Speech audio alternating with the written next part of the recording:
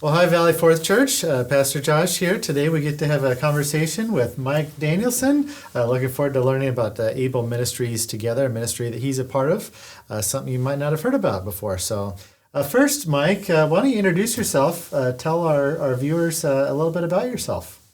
I'm Mike Danielson. My wife is Pat. We've been married 61 years. Wow.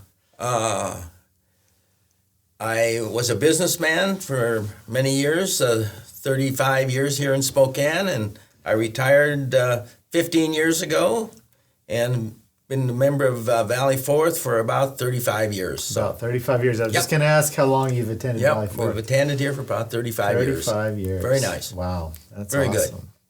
Well, you're here today to talk about Able Ministries. Yes. First, what is it? Tell us about what it is.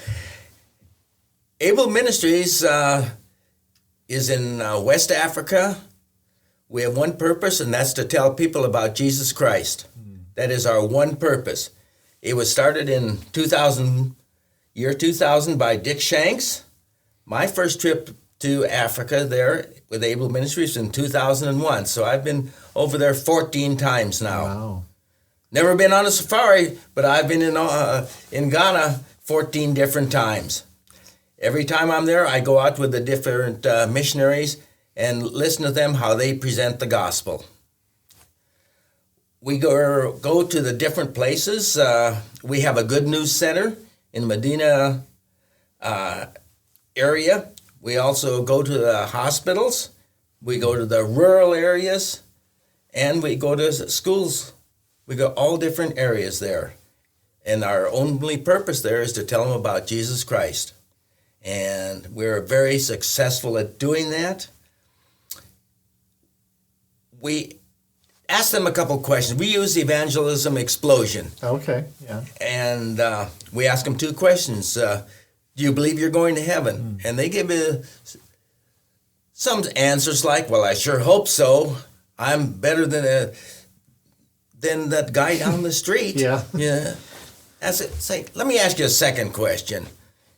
If you were to go to heaven and stand before God right now, what would you tell him? Why should he let you into heaven?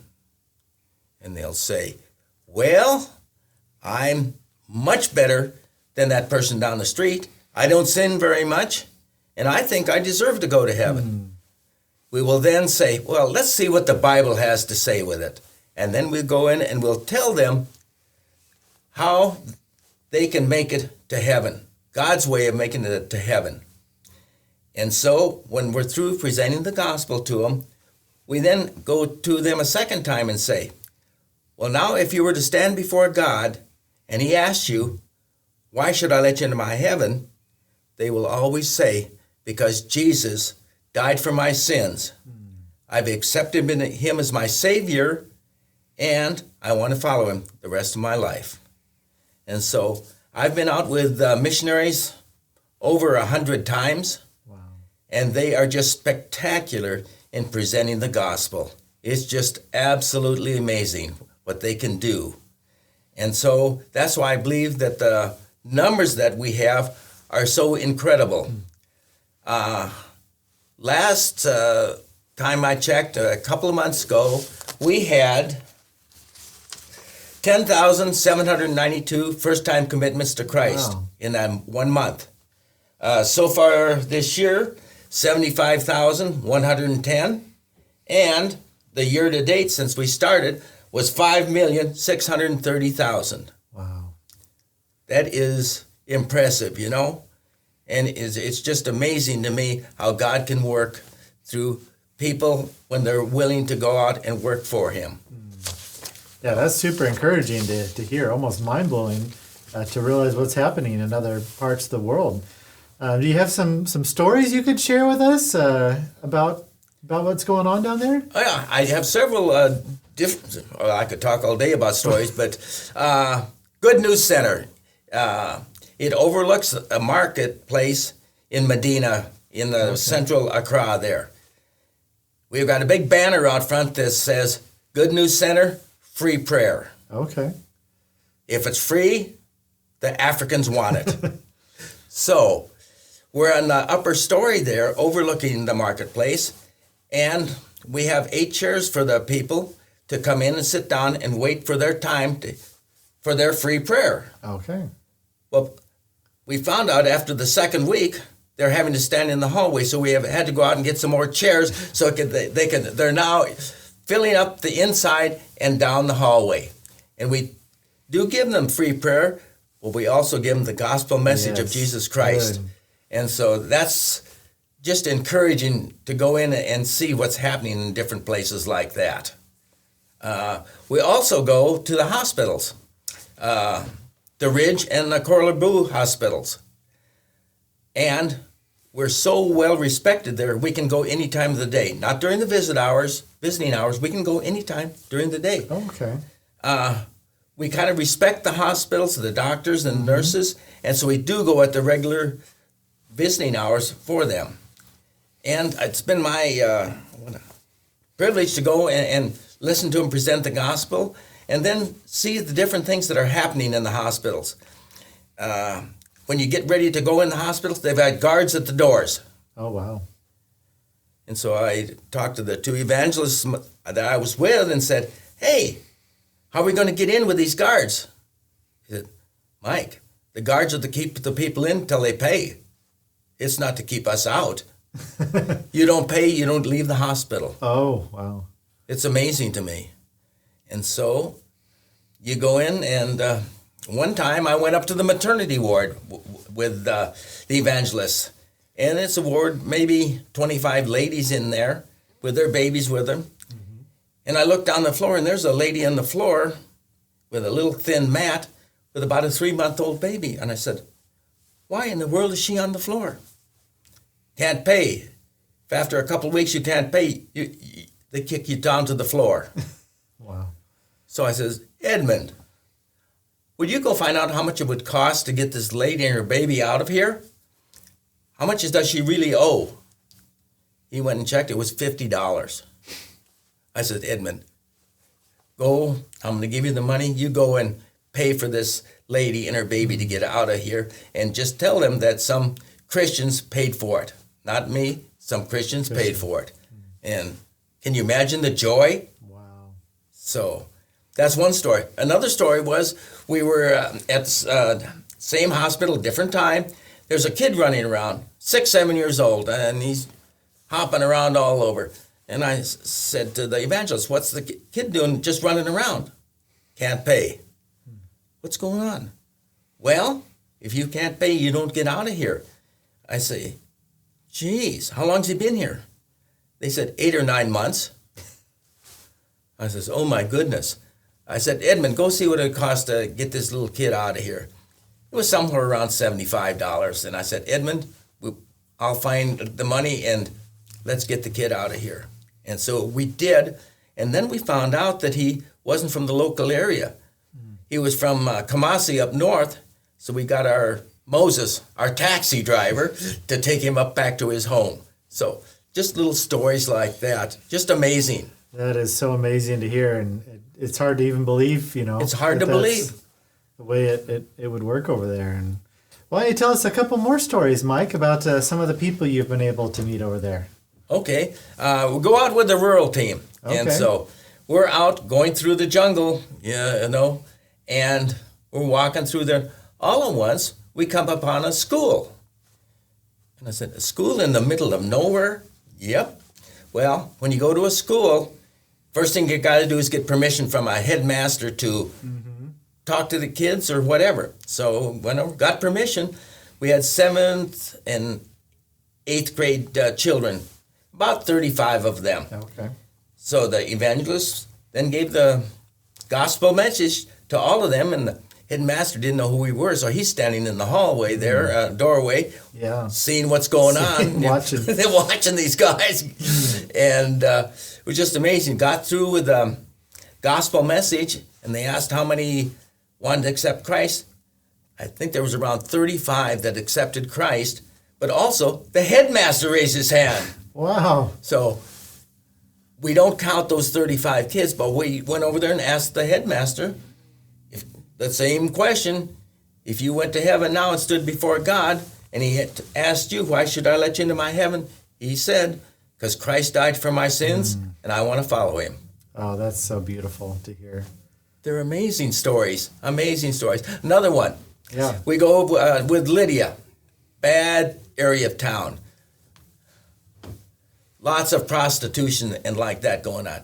And so we're going along with Lydia, and she's got a bunch of these prostitutes who are intently listening to what she's got to offer. And it ends up that about 4 of them accepted Christ at this time. It was absolutely amazing. And pretty soon, here come the pimps. Now they are harassing myself and another guy, and Lydia looks at him. She's about 5 feet and weighs 100 pounds. Don't mess with Lydia. She had those guys backing out down the road so quick you couldn't believe it. These new believers that she had, and there's, by this time, about a dozen of them. There was a church about a block away. The church would not accept these prostitutes into their church. And so what happened was, on Sunday morning, here comes Lydia, takes her crowd up to the church, and they're now all accepted in that. Pretty amazing how our evangelists really work over in that country. It's just blows my mind. Wow. So, is there any other things you wanted to share with our people? Tell them a little bit more about the ministry? Our ministry basically is so simple. We just tell people about Jesus Christ and how to get eternal life with God in heaven. We've done a couple other little things. We heard about a village up in the mountains, and this was where all the people in the village were either physically or mentally handicapped. Oh. So we went up and we saw them, and a lot of them accepted Christ. But then we said, these people have no food hardly or anything. Yeah. So Dick Shanks gave $40 to, I believe it was 10 families, and said, you may use this money just to do something to make a living for yourself. And so he said, well, I'm thinking this is just money down the drain. But came back a year later. There were now some of the people in this village, some were raising chickens. Another one was raising Muscovy ducks. Another one had goats. A lady was making hand cream. They were then being able to just go and make a living for themselves. All they needed was a little hand up. Those are just little extra things that Able Ministries does. Our big thing, tell people about Christ. Yeah, so I guess the last thing is if some of our viewers want to get more involved, maybe financially support or get a newsletter, how can people be more involved with Able Ministries? You can get our newsletter. You're going to have to call me. My telephone number, Sure. area code 509-869-4401, and I will get you the newsletter and how you can be involved with it. God blesses. When you're 65, you're supposed to be able to retire. That's when I started working with Able Ministries and started really getting into God's work. And I believe that's why God is blessing this ministry. It is beyond comprehension what God is doing in West Africa. We are impacting West Africa for Jesus Christ. Wow. It's going to be the highlight of the whole African continent in a few more years. Wow. Isn't that amazing that right here from Valley Forth, you and some others have been able to impact West Africa on the other side of the world. And absolutely. How encouraging, even in our own challenging seasons and our own problems, to realize God is still on the move. And even if you're retired, you're never retired from God's service. In fact, we were sitting down here with Barb Behrman a couple of weeks ago. She shared how in her retirement, she went off to serve the Lord for a number of years. So yes. God certainly has a plan for us, whether you're young or old, and that's just great to hear. Well, thanks, Mike, for sitting down with us. Thank you. You want to tell us anything about your shirt before we... Oh, the shirt was given to me when I was in Africa 2 trips ago, and They love colorful things over Yes. there. And so this is just one of the shirts. They happened to give me a shirt when I'm getting ready to go home. They just presented me with a shirt, and I wear it. Think pastors might get a little color in their wardrobe. I can bring them home some. Okay. Okay. Well, there you go. Well, maybe you'll see Mike at church in his colorful shirt, or maybe a regular shirt. I don't know, but Probably a regular shirt. probably a regular shirt. So we appreciate you listening. Be sure to check out Able Ministries if you want more information. Thanks, Mike. Thank you.